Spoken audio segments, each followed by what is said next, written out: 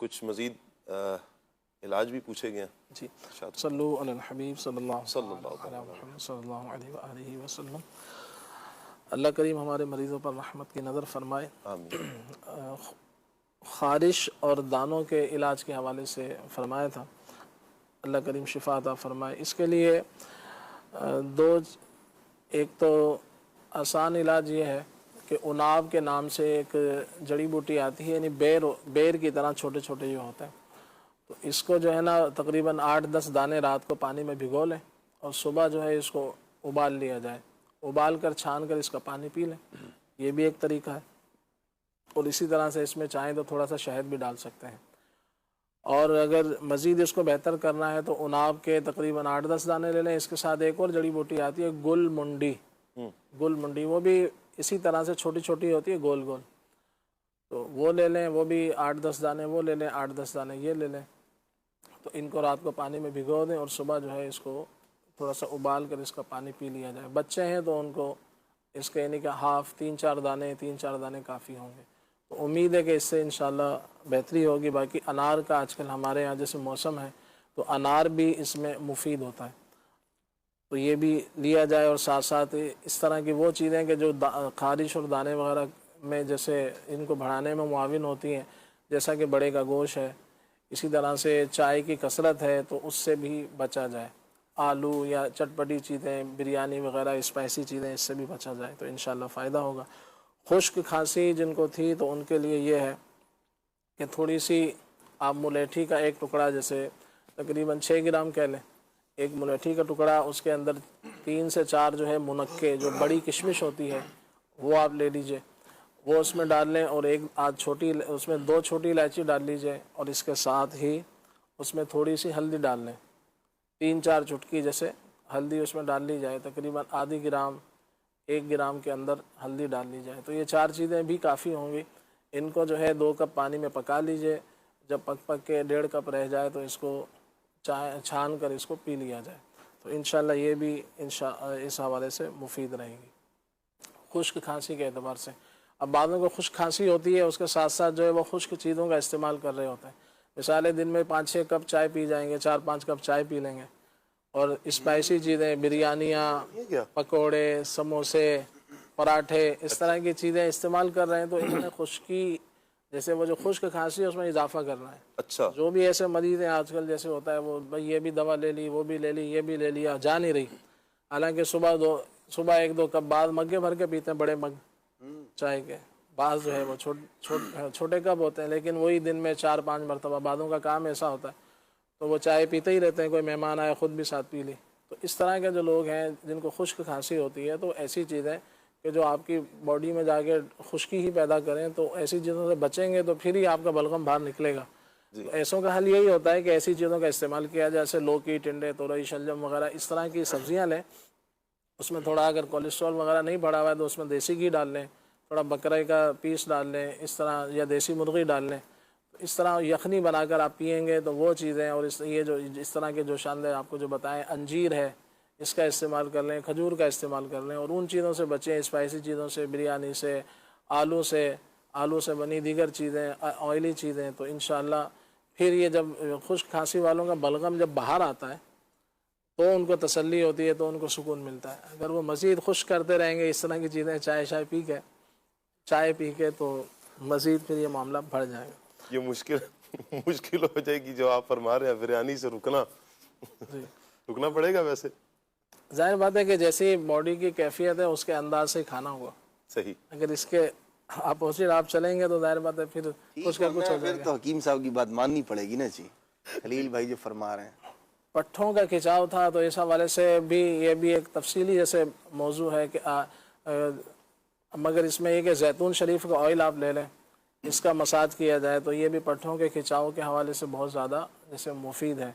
مزید آپ نے اس کو بہتر کرنا ہے تو اس کے ساتھ ساتھ آپ جیسے ہم نے عرض کیا کچھ طاقت والی چیزیں لے لیں، انجیر کھا لیں صبح شام، ہر کھانے کے بعد 2 انجیر کھا لیں، صبح کچھ کھجور لے لیں، تھوڑے سے بادام کا استعمال کر لیں، یا یہی کہ بکرے کی یخنی، بعض لوگ ہوتے ہیں سے پورے ہفتے وہ بڑے کا گوشت کھاتے ہیں یا دیگر چکن وغیرہ کھاتے ہیں، تو وہ اگر 4 مرتبہ کھاتے ہیں 1 بار بکرے کا گوشت کھا لیں، وہ فائدہ مند ہو جائے گا. تو بکرے کے گوشت کی یخنی وغیرہ بنا کر پئیں, جسم میں کچھ طاقت آئے گی, انرجی آئے گی, تو یہ پٹھوں کو, اعصاب پٹھوں کو طاقت ملے گی. صحیح. کھجور کا استعمال بہت مفید ہے, وہ استعمال کر لیں.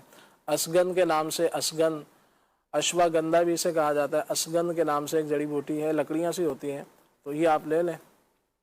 جیسے 100 گرام یہ لے لیں, 100 گرام اس میں مصری ملا لیں, اگر آپ کو شوگر وغیرہ نہیں ہے تو مکس کر لیں, آدھی چمچ صبح شام استعمال کریں, تو یہ بھی اعصاب پٹھوں کی قوت کے لیے انشاءاللہ مفید ہے.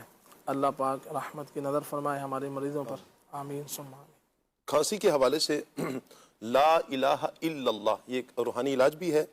لا الہ الا اللہ 66 بار روزانہ پڑھ کر دم کیا جائے. جو کھانسی والا مریض ہے اس پر دم کر دیں, یا مریض خود ہی اپنے اوپر دم کر لے, انشاءاللہ اس سے بھی شفا نصیب ہوگی. ایک کال ہے ہمارے پاس, کال لیتے ہیں. ماشاءاللہ پروگرام بہت اچھا جا رہا ہے. اللہ تعالیٰ برکت پاوے, تو اللہ تعالیٰ کامیاب کرے نے سنو, آمین ثم آمین. اللہ تعالیٰ سارے مبلغین جتنے بھی ہیں نے بندی چینل والے, اللہ تعالیٰ کامیاب کرے نے, اور بہت اچھا پروگرام جا رہا ہے. ماشاءاللہ جی. ماشاءاللہ. یہ کال میرے والد صاحب کی ہے. اللہ پاک ابو کو صحت بھی عطا فرمائے. میں یہاں پر جتنے حاضرین ہیں ان سے بھی اور ناظرین سے بھی گزارش کروں گا کہ والد صاحب کے لیے بھی دعا کریں. ماشاءاللہ بحمدللہ مجھے روزانہ کی بنیاد پر تقریباً مجھے حوصلہ افزائی کا میسیج ابو کی طرف سے آتا ہے. جیسے ہی پروگرام میرا نیا شروع ہوا تھا تو ایک ویسے تو پروگرام کر ہی رہا تھا, لیکن جب پروگرام ملا تو اس وقت ایک ٹینشن تھی کہ پتہ نہیں کیسا ہو رہا ہے. یقین کریں عدنان بھائی, سب سے پہلا جو حوصلہ افزائی کا میسیج تھا نا وہ میرے ابو کا تھا. ماشاءاللہ. بڑی حوصلہ افزائی کی, اور روزانہ کی بنیاد پر حوصلہ افزائی کرتے ہی ہیں. اللہ تعالیٰ صحت بھی عطا فرمائے, رحمت کی نظر بھی فرمائے, درازی عمر بالخیر بھی عطا فرمائے. ٹاپک کی طرف واپس آتے ہیں جی. صاحب میری ایک گزارش ہے, سردیاں ہمارے ہاں جو ہے وہ کراچی میں بھی شروع ہونے لگی ہیں, اور پنجاب میں اور دیگر جو ہے بعض جگہوں پر آ گئی ہیں. تو اس میں عام طور پر لوگوں کو نزلہ, کھانسی, زکام, یہ اس طرح کا جو ہے نا وہ شکایت رہتی ہے. تو میرا خیال ہے کہ خلیل بھائی کی ہم جو ہے وہ برکت یوں پائیں کہ ہمیں کوئی جوشاندہ, کوئی ایسی چیز کامن سی جو سب کے لیے جو ہے وہ فائدہ مند ہو. عام طور پر لوگوں کو یہ بہت شکایت ہوتی ہے کثرت کے ساتھ, بچے اکثر بھی ہے, یہ بھی ہے, اس طرح کا. تو کوئی جوشاندہ ٹائپ یا کوئی ایسی چیز سردیاں اچھی گزر جائیں. 2 چیزیں عرض کر دیتا ہوں. جو بیمار ہیں وہ بھی لے سکتے ہیں, جو بیمار نہیں ہیں وہ بھی لے لیں. بچوں کو یہ دیں تو انشاءاللہ یہ سردیوں کے موسم وغیرہ اس طرح کے جو ٹھنڈ کے ہوتے ہیں اس میں فائدہ مند رہے گا. اس میں ایک اصلی شہد آپ کہیں سے لے لیں, مل جاتا ہے ڈھونڈنے سے, تو اصلی شہد آپ لے لیں. 1 پاؤ شہد لے لیں, اس کے اندر جو ہے نا 1 گرام زعفران پیس کر اس کو شامل کر لیں. اگر پیسنا مشکل ہو تو جیسے کوئی آپ برتن رکھ کے اس کے اوپر زعفران رکھ دیں, تو جب وہ تھوڑی گرم ہو جائے, چولہے وغیرہ پہ ایک برتن رکھیں, اس پہ زعفران رکھ دیں, تو وہ کڑک ہو جائے گی زعفران, تو پھر وہ ہاتھ سے ہی پس جائے گی کڑک ہونے کے بعد. تو اس کو 1 گرام زعفران, 1 پاؤ شہد, اور اس کے اندر آپ چاہیں تو 1 عدد جائفل. جائفل مسالوں میں استعمال ہوتی ہے, چھوٹے سائز کی ہو تو وہ 1 جائفل اس میں پیس کے ملا لیں. تو اس کو گھر میں بنا کر رکھ لیں. اگر جائفل نہ ڈالنا چاہے تو شہد اور یہ بھی کافی ہے. تو یہ بچوں کو صبح شام آپ چٹاتے رہیں, تو اس سے انشاءاللہ ان کو نزلہ, زکام, کھانسی وغیرہ سے فائدہ رہے گا.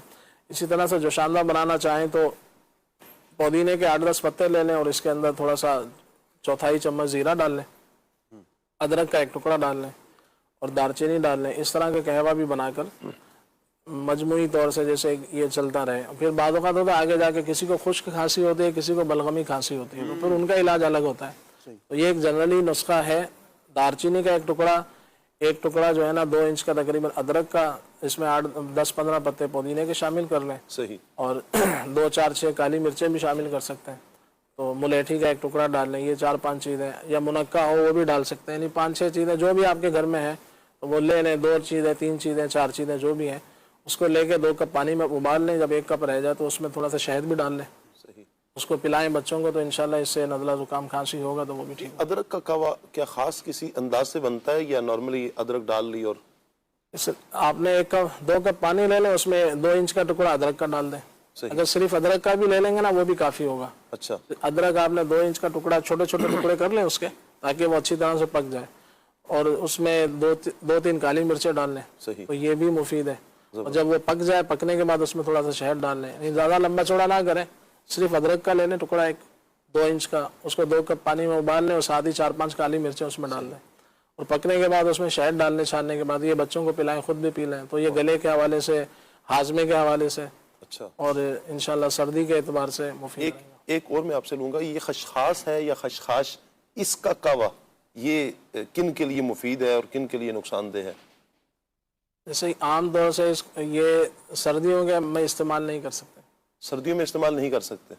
اچھا، سردیوں میں استعمال اس کو نہ کیا جائے، کیونکہ یہ ٹھنڈی چیزیں میں شمار کی جاتی ہے، اچھا، گرم نہیں ہے۔ جیسے سردیوں میں بعض چیزوں کی تاثیر میں جیسے تھوڑا سا اختلاف ہوتا ہے، کتابوں میں لکھا ہوتا ہے، مگر یہ کہ یہ مجموعی اعتبار سے جیسے ٹھنڈ کی طرف ہی جائے گی، اچھا، ٹھنڈی کہلاتی ہے جیسے، تو ٹھنڈ میں جیسے بادام وغیرہ کے ساتھ اس کو گھوٹ کے جیسے بعض لوگ پیتے ہیں، سردائی کہتے ہیں اس کو، اس میں خشخاش بھی ڈال لیتے ہیں، بادام بھی ڈال لیتے ہیں اور بھی چیزیں، تو وہ ٹھنڈ کے لیے استعمال کیا جاتا ہے، گرمیوں میں اس کو لیا جائے۔ صحیح، جزاک اللہ، اللہ آپ کو برکت عطا فرمائے۔ ٹاپک تھا ہمارا مدنی